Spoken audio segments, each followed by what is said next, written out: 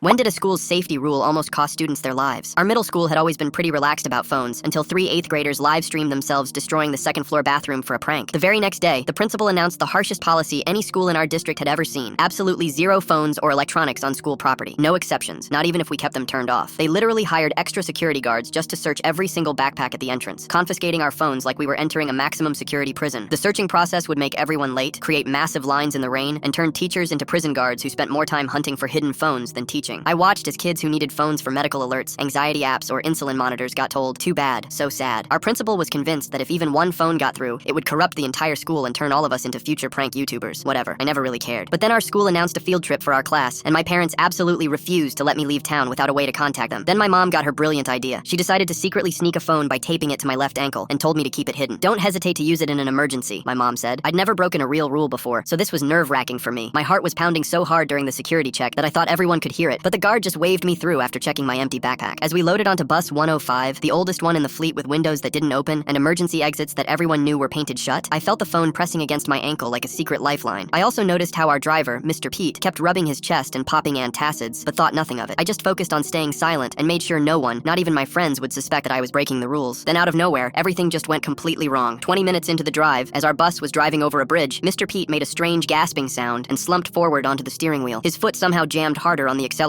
and the bus lurched right, smashing through the rusty guardrail like it was paper. We were airborne for 2 endless seconds before hitting the river with an impact that threw everyone forward. Water started rushing in immediately through the broken windshield, and the bus began tilting nose down into the deep water. Everyone immediately started screaming for help. I saw a kid go unconscious because he hit his head on the roof, and his blood was mixing with the water, which only scared us even more. Other kids were piled on top of each other in the front, pressed against windows that wouldn't break no matter how hard we hit them. The emergency exits that were painted shut wouldn't budge even with 6 of us pushing. The back door was electronic and without power. It was locked tight, trapping us in a metal coffin that was sinking lower and lower. Water was already up to our waists and rising fast. Someone was crying that they couldn't swim. Others were screaming for their parents, and I realized with crystal clarity that we had maybe 3 minutes before the bus was completely submerged. That's when I remembered the phone, my secret lifeline. I bent down to rip it from my ankle, and my shaking fingers managed to dial 911 just as water reached my chest. "We're sinking! Our bus is sinking!" I screamed over the chaos. "We're trapped! Please hurry up and help us!" The operator kept me on, tracking the phone's GPS while I held it above the rising water, and she said the words that kept me from losing my mind. "Help is 2 minutes away. Keep talking to me, kid. Keep that phone on." By the time we heard the sirens, the water was at our necks, and kids were standing on seats, faces pressed against the last inches of air at the ceiling. The dive team smashed through the back window with special tools just as the last air pocket disappeared, pulling out kids who were literally seconds from drowning, with 3 students already unconscious and requiring CPR on the shore. Mr. Pete survived his heart attack only because paramedics reached him in time, and every single one of the 32 students lived, though 7 were hospitalized for water inhalation and hypothermia. The school board publicly apologized, immediately reversed the policy, and implemented new rules requiring students to have phones for emergencies.